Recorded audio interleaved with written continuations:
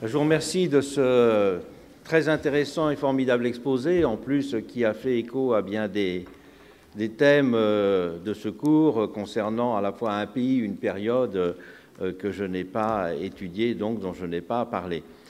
Pour lancer la discussion, avant d'arriver au problème de fond de l'interprétation politique, je voudrais vous poser deux questions presque techniques. Vous citez dans votre livre une phrase qui me semble extrêmement juste, de Daniel Arras, qui parle de ces fresques italiennes. On peut penser à bien d'autres, mais celles-là, évidemment, qu'on commente aujourd'hui, sont particulières. Il parle de leur beauté étouffante. Et il est vrai, quand on arrive dans cette pièce, on ne sait plus où donner de la tête. Moi-même, je l'ai visité peut-être 5-6 fois, et on a beau avoir lu Skinner, vous avoir lu, etc., on est un petit peu étouffé. Et comment pensez-vous vous avez parlé de la lisibilité et de la particularité qu'on met des mots sur les choses dans cette fresque. Et vous avez fait le parallèle entre la lisibilité qui était celle du code communal, qui était écrit en gros caractères, rendu visible, accessible pour tout le monde. Mais là, cette fresque, à moins d'avoir lu les 300 pages de votre livre, qui n'était pas encore publié à l'époque, l'interprétation est quand même quelque chose qui n'est absolument pas évident. Donc ma première question, c'est quelle était la lecture pratique, à votre avis, puisqu'on n'a peut-être pas beaucoup de témoignages, quelle était la lecture pratique de ces fresques? Parce que dans l'art gothique, par exemple, dans la sculpture est quelque chose de beaucoup plus facile à interpréter. Quand on voit un tympan roman, par exemple, un tympan roman, surtout qu'ils étaient coloriés à l'époque, a une espèce de lisibilité immédiate, lisibilité populaire. Alors que là, si on ne regarde pas, par exemple, quand vous avez montré dans des images précises, quand on voit la corde qui passe entre les mains et ensuite qui se transforme en sceptre, mais le visiteur lambda qui aujourd'hui vient avec le guide vert dans cette pièce-là est loin de voir tout cela, je vous assure. Alors, qu'en était-il de ceux qui montaient dans cette pièce? Ils n'étaient peut-être pas très nombreux d'ailleurs à l'époque, et en tout cas des 9 qui ont été dans cette pièce au moins une fois par semaine. Je pense que vous posez la bonne question. C'est d'abord pour les 9. Pendant 2 mois, ils sont enfermés dans le palais. Ils n'en sortiront qu'à l'issue d'une procédure de reddition de comptes, d'ailleurs. Ça, c'est aussi quelque chose qui est important. On voit que c'est la clé des institutions. Ils sont pendant 2 mois enfermés dans le palais, ils ne peuvent pas en sortir, ils sont, parce que pour éviter toute pression, donc ils montent et ils descendent leur propre escalier, ils ont leurs appartements et ils sont cernés par des images qui sont très déplaisantes, vous avez raison de le dire. Cette beauté étouffante, elle s'adresse d'abord pour exhorter, pour inquiéter, pour alerter ceux qui gouvernent. Voilà. C'est vraiment le contraire de l'image qu'on pourrait se faire d'un lieu de pouvoir aujourd'hui, ministère ou siège de grandes entreprises, où tout est fait pour conforter, pour calmer, pour apaiser. Là au contraire, c'est électrisant, je dirais.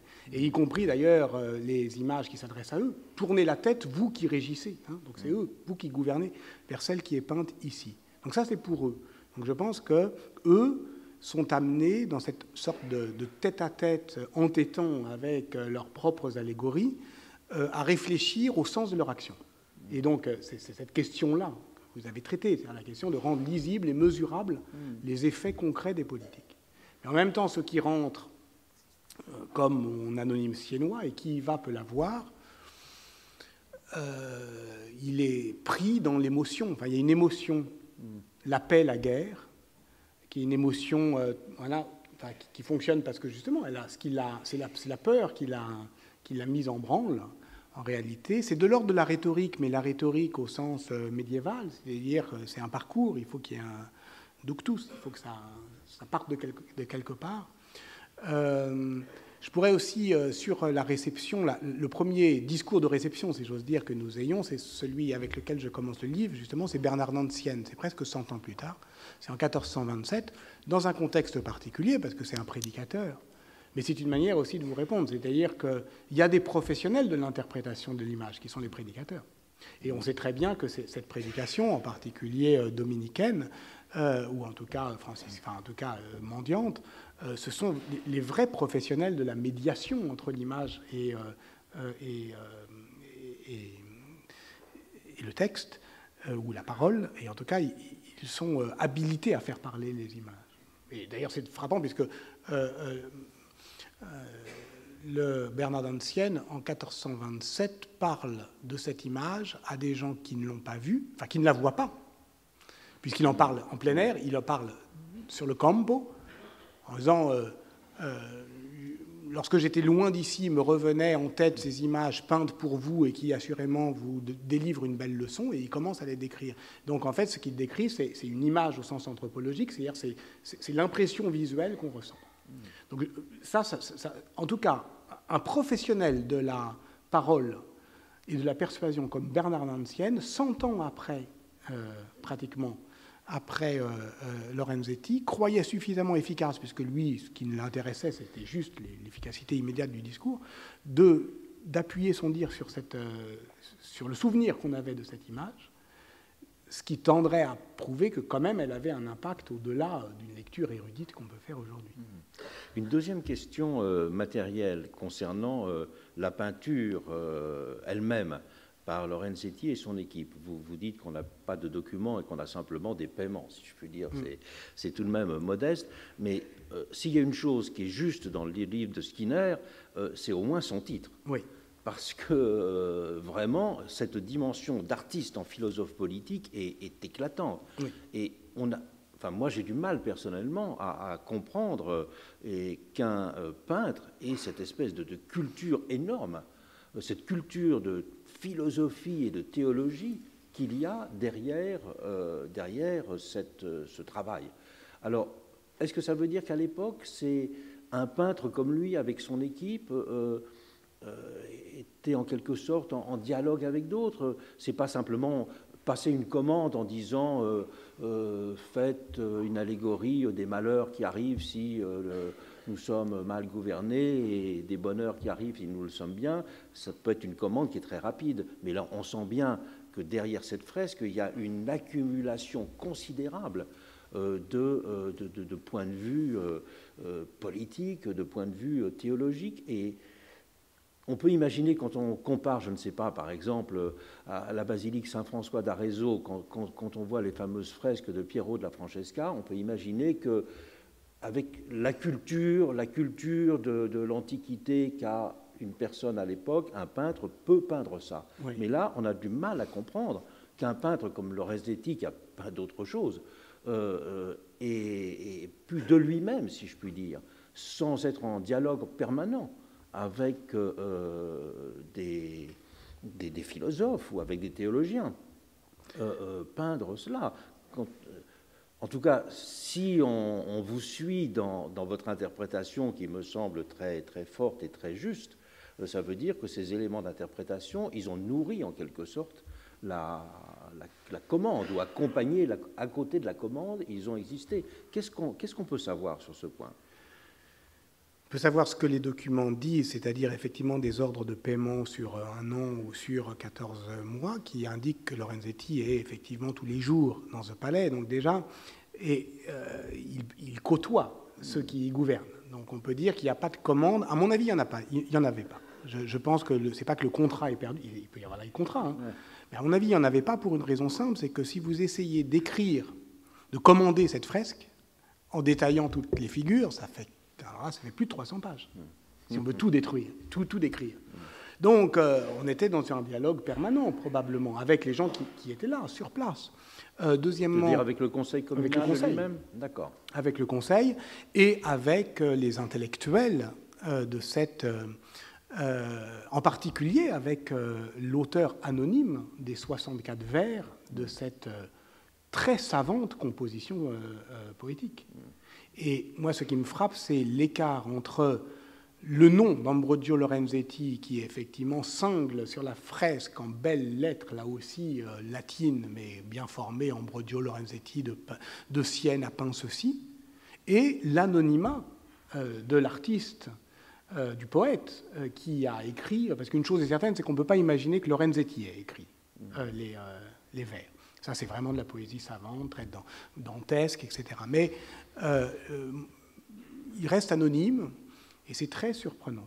Mais vous avez raison, c'est vraiment une question importante. On peut la résoudre de deux manières. La première, de dire qu'effectivement, Ambrogio Lorenzetti était un savant, était d'abord un peintre engagé. Giotto, je vous l'ai dit, hein, il peint pour les seigneurs de Milan, il peint pour les Scrovegni, il peint pour le pape, il peint pour le plus offrant. Les frères Lorenzetti, ils sont deux. Pietro, lui, est illettré. Son frère, ça on le sait, puisque lorsqu'il a une commande, on paye aussi un notaire pour lui lire le contrat, donc voilà, ça veut dire que lui-même ne peut pas le lire. Mais en tout cas, ce sont des peintres engagés, c'est-à-dire qu'ils ne vont pas peindre pour les seigneurs, jamais. Donc, et on sait aussi que lorsque Lorenzetti Ambrogio prend la parole dans les conseils, le notaire dit « Et Ambrogio a bien parlé, avec éloquence et conviction ». Donc, il a cette réputation-là. Après, je pense que, et c'est là mon point de désaccord avec, Skinner, c'est qu'il connaît les pratiques politiques. Et ces pratiques politiques actualisent des doctrines. Donc on n'a pas besoin, au fond, je crois, d'avoir lu tout ça pour savoir ou comprendre, en tout cas, que la justice communale doit produire de la concorde, etc., etc. Même si ensuite, après, la mise en œuvre visuelle nécessite une médiation intellectuelle qu'il pouvait en partie assumer, mais pas seul. Sur le fond de l'interprétation, moi je suis très d'accord avec ce que vous écrivez, c'est-à-dire qu'il ne faut pas faire une différence radicale entre d'un côté la tradition aristotélo-thomiste et puis de l'autre côté, je dirais, la lecture des classiques. Je pense que latin, je pense que les deux se mélangeaient beaucoup plus qu'ils ne le disaient, parce que les gens, effectivement, ça n'était pas simplement une culture du livre et du concept, c'était aussi une culture des pratiques, et c'était des références qui mêlaient tout de même un univers qui était chrétien avec un univers ancien. Et le problème n'est pas simplement l'aristotélo-thomisme et puis le monde romain, c'est le rapport entre le monde chrétien et le monde ancien. Et je pense que c'est beaucoup plus dans ces termes-là qu'il faut analyser la possibilité que des choses soient en quelque sorte un peu mêlées et considérées comme convergences que dissociées telles que les fait Skinner. Mais j'aimerais maintenant vous poser deux types de questions. Le premier type de question, c'est que votre interprétation, qui est très forte et qui me semble très juste, est de montrer comment toute cette fresque a été, je dirais, dessinée à un peintre à un moment où le rapport entre le modèle, entre guillemets, de la seigneurie et le modèle de la commune était un peu en concurrence. Et vous montrez vous-même que les frontières, en tout cas l'historiographie récente de laquelle vous participez, insiste sur le fait que les frontières ne sont pas toujours aussi au couteau qu'on l'a dit, et qu'il n'y a pas d'un côté la bonne ville communale de Sienne et de l'autre côté la mauvaise ville seigneuriale plus au nord. Mais sur ce point-là, il y a une chose qui est très absente dans la fresque, et du coup dans votre commentaire, c'est qu'une des grandes réalités de l'Italie de l'époque, c'était le fait de faire appel à des podestats pour gouverner la cité. Or, le podestat, c'est tout de même une espèce, on pourrait dire, de gouvernement appelé, hein, même avec ses juges, ses militaires, etc. Et ça a été un troisième modèle, si je puis dire. Parce qu'il y a le modèle de la commune, bien sûr, il y a le modèle de la seigneurie, mais il y a le modèle de cette espèce de pouvoir importé, de pouvoir étranger, considéré justement comme celui qui pouvait apporter la paix. Et comment dans les débats italiens de l'époque, il y a bien ces trois dimensions, parce que la formule du podestat, c'était une façon de trouver un pouvoir qui, lui, devait beaucoup rendre des comptes, parce que c'était très, très réglementé. La reddition de comptes des podestats était sûrement la plus rigide et la plus stricte qui existe. Aussi les conditions de son impartialité, de son rapport aux gens de la ville. Et là, au fond, c'est un modèle qui a semblé à un moment celui qui apportait la bonne solution, si je puis dire. Et là, effectivement, dans cette fresque, il n'apparaît pas du tout, c'est simplement seigneurie commune. Tout à fait, même s'il y a quand même une allusion avec le bonnet de verre du juge qui est celui du podestat. Mais parce que ce qu'il y a d'intéressant, je trouve, du point de vue aussi d'une réflexion contemporaine sur les formes de gouvernement, c'est la rapidité avec laquelle les communes italiennes ont consommé des possibilités institutionnelles. Voilà, c'est-à-dire que d'abord il y a une commune aristocratique, puis podestataire, puis populaire, et au fur et à mesure, ces possibilités institutionnelles s'empilent, elles ne se succèdent pas, elles s'empilent. Donc vous avez raison, il y a toujours des podestats. Mais à ce moment-là, on leur fait moins confiance. Enfin, je veux dire, c'est moins considéré comme une solution d'avenir. Voilà. C'est un remède à une crise, quand même. Ah, de toute façon, oui. De toute façon, ça vient dans des situations de crise. Ça vient toujours dans une situation de crise, mais il y a eu un moment où c'était une sorte d'exceptionnel qui durait, puisque le pouvoir a été confié réellement au podestat. Mais ça veut dire, on le confiait, donc c'était des juges étrangers qui venaient pour 6 mois dans une ville. Et, il y avait même des familles spécialisées, presque, si je puis dire. Et voilà. Et donc c'est pour ça qu'à partir de 1250, les régimes de peuple n'en veulent plus, parce que c'était pour ces podestats qui étaient des professionnels non seulement de la conciliation, et donc qui avaient ce savoir rhétorique, mais qui avaient aussi les moyens sociaux de le faire respecter. Donc ils arrivaient avec une armée de juristes et une armée tout court. Et c'était des juges, mais ils étaient tous militaires, enfin milites, au sens de la cavalerie communale. Donc les régimes de peuple, parce que le régime des neufs, c'est vraiment un régime, disons, de base sociale très élargie, à la mezza gente, comme on dit. C'est-à-dire les gens du milieu n'en veulent plus, parce que, en fait, pour assurer ce pouvoir de conciliation, il faut quand même en avoir les bases sociales. Et donc, ça veut dire que même si sur le papier, c'est un système magnifique, en fait, il n'empêche pas le figement oligarchique. Et c'est ça qui est incroyable aussi dans cette histoire, c'est qu'on voit que sur le papier, c'est des constitutions merveilleuses, mais en fait, toujours ça se grippe et toujours il y a un resserrement oligarchique de l'exercice du pouvoir. Ben, ce qu'on sent très bien à travers ce que vous avez exprimé aussi, c'est que le problème n'est pas simplement celui de l'affrontement des modèles, il est aussi celui de la tendance à ce que des systèmes, peu à peu, inversent un peu leurs effets, ou qu'une assemblée communale égalitaire devienne oligarchique. Et qu'il y a le sentiment tout à fait que la question n'est pas simplement celle de choisir la bonne formule, mais celle d'avoir conscience des conditions dans lesquelles un régime peut se retourner contre lui-même, voir ses institutions se dégrader, et les personnes qui sont à ses commandes oublier, je dirais, le sens de leur mission. Ça, c'est quelque chose qu'on sent très bien dans votre commentaire et dont on voit qu'il est très sous-jacent à ce qu'il y a dans la fresque. J'aurais une sur la fresque elle-même et après je vous poserai une dernière question. Sur la fresque elle-même, j'ai une question concernant la grande figure du juge. Parce que ce juge, il est une figure intermédiaire. Il a à la fois une figure du souverain et il a à la fois une figure du juge. Donc il est une souveraineté de la loi, mais il n'est pas simplement une souveraineté de la loi. Parce que par rapport à tout ce que sera ensuite la tradition européenne, c'est plus la figure du juge que la figure de la loi. C'est ça qui me semble frappant. Et donc, il est au-dessus du Conseil, tout de même. Oui. Donc ça veut dire qu'il est très au-dessus, parce qu'il est très en majesté. Il est exactement... vous faites le parallèle avec la fresque de Simone Martini, c'est l'équivalent, si je puis dire, de la Vierge de l'autre côté, ce que vous racontez très justement dans le livre. Et alors,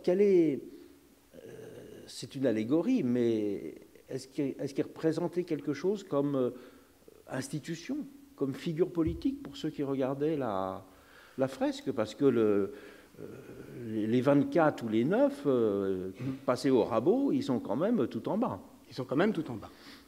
Et ils ne représentent qu'eux-mêmes.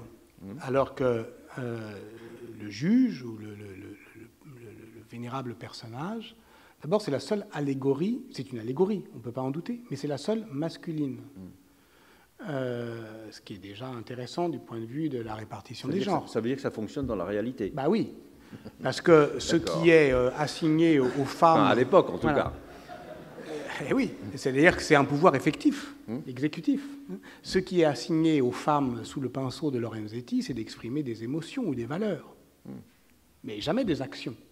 Donc là, il y a quand même un problème. Donc là c'est évidemment pas... c'est pas une abstraction. C'est pas le bien commun, la loi. C'est effectivement quelqu'un qui agit, et c'est le plus haut personnage. Voilà, c'est celui qui est le plus de stature la plus imposante. Ensuite, il y a la justice, et ensuite, il y a la paix. C'est-à-dire que si on regarde des allégories, disons, anglaises ou françaises de l'époque, ce sont des allégories de majesté royale. Oui. Exactement. C'est pour cela Donc que... là, il y a quand même un petit problème d'interprétation. Eh oui. C'est-à-dire que la fresque qui est supposée encenser le modèle communal par rapport au modèle seigneurial, en fait, met en majesté quelqu'un qui s'appelle ailleurs un roi. Et qui en a tous les attributs symboliques. Exactement. Et toute la connotation. Exactement. En plus, il a la barbe, c'est le Charlemagne du coin, quoi. Voilà. Non. Il est vénérable, il est tout ce qu'il faut. Voilà. Et c'est pourquoi j'aime bien cet équivoque de Komorowicz. Mais alors, comment vous l'expliquez? Parce que pourquoi il est là, ce roi? Mais parce qu'il n'y a pas d'autres moyens intellectuellement disponibles pour définir la souveraineté d'une commune qui se gouverne elle-même qu'en disant c'est comme un roi. D'accord. Alors ça m'amène à poser la question finale, c'est le parallèle entre cette littérature, disons, ces images parlantes, ces images éloquentes, et les textes qui peuvent y être associés, que vous avez cités, et puis toute la tradition dans l'Europe des monarchies de la même époque, des miroirs du prince.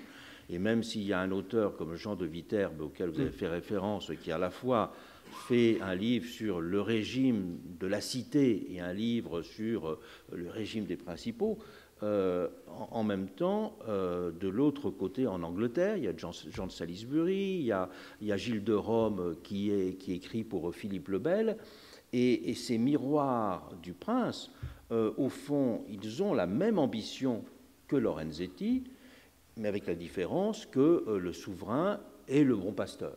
Oui. Bon, le souverain est le bon pasteur.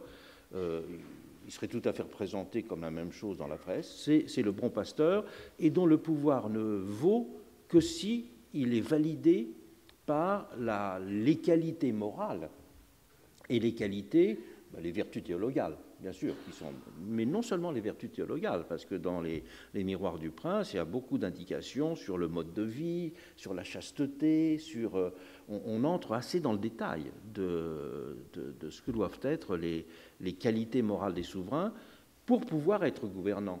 Hors de ces qualités, leur fonction même serait illégitime. Alors comment vous pensez D'abord, est-ce qu'il y a eu des échanges entre ces deux traditions, disons la tradition italienne, où des fresques de ce type-là ont été construites dans un univers qui n'était pas celui, évidemment, d'une référence monarchique ni monarchique, enfin impériale, elle existait très lointaine, disons, par rapport à toute cette littérature des miroirs des princes. D'ailleurs, il est frappant qu'en Italie, il ne semble pas, enfin, par Jean de Viterbe, il ne semble pas qu'il y ait eu énormément d'écrits. S'il y a eu des miroirs des podestats, quelques-uns, oui. Mais ils sont tout de même, ils semblent avoir été moins importants que les miroirs des princes en Angleterre, disons, en France. Après, ça a circulé dans toute l'Europe. Mais les grands miroirs des princes a tout de même été une littérature d'une importance intellectuelle, pratique, considérable à l'époque, quoi. Absolument. Et c'est justement cette tradition-là, des miroirs que brise tous les sens du terme Machiavel, pour cesser de murmurer à l'oreille des puissants. Mais vous avez raison d'insister sur Jean de Viterbe, sur Brunetto Latini et sur Gilles de Rome. C'est un des défauts de Quentin Skinner, c'est qu'il met en série, il pense l'épistémé, il met en série différents textes, mais effectivement le médiéviste, que je reste malgré tout face au texte, dit ce que Staline disait face au Vatican, c'est combien de divisions, en l'occurrence combien de témoins manuscrits. L'Oculus Pastoralius, il y en a un témoin manuscrit, donc, et pas à Sienne, donc on peut toujours mettre en rapport, mais de toute façon on est sûr qu'ils ne l'ont pas lu. Alors que Gilles de Rome, on est sûr que tout le monde l'a lu. Il y en a 600 témoins manuscrits, c'est énorme, et dans toute l'Europe. Donc il faut bien faire attention à ça, c'est-à-dire à la disponibilité. Ça rejoint votre première question, là. Qu'est-ce qui était réellement disponible et pour qui pouvait le lire? Alors de fait, ce genre du Mémoire au Prince, il déborde de beaucoup, il s'actualise, il déborde de beaucoup sa production effectivement italienne, et c'est cette question de la visibilité. Je pense que, comme vous le dites, justement, Lorenzetti ou ceux qui s'autorisaient de ce nom propre avaient à disposition plusieurs ressources discursives qui pouvaient mobiliser en fonction de l'énergie nécessaire au moment. Et à ce moment-là, Skinner a raison de dire que la République cicéronienne est peut-être plus efficace pour dire l'urgence du temps. Mais les autres étaient aussi possibles, précisément parce que cette manière, au fond, de rendre visible ce que les mots sont en train de brouiller. C'est ça, en fait, la puissance de l'image et l'extraordinaire confiance que les Italiens vont mettre dans cette efficacité iconographique. C'est justement parce qu'ils pensent à un moment qu'on peut rendre visible ce que les mots obscurcissent. Et on le voit bien avec le terme de bien commun. C'est-à-dire qu'il y a un moment où, quand tout le monde dit bien commun, les seigneurs, les tyrans, etc., la main sur le cœur, il faut bien trouver les moyens de se réemparer de ces mots. Mais ça, c'est un des grands problèmes de la Révolution française. Oui. Seulement les Italiens ont réussi à faire des fresques, la Révolution française n'a pas fait ses fresques. Et peut-être que ça, c'était un petit problème. Écoutez, merci, c'était vraiment passionnant. Puis je rappelle votre...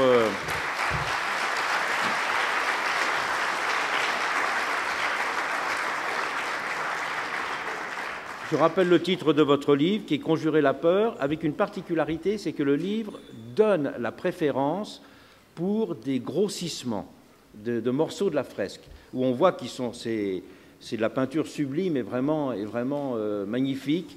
Elle n'est pas simplement une allégorie, c'est aussi une très belle peinture. Merci.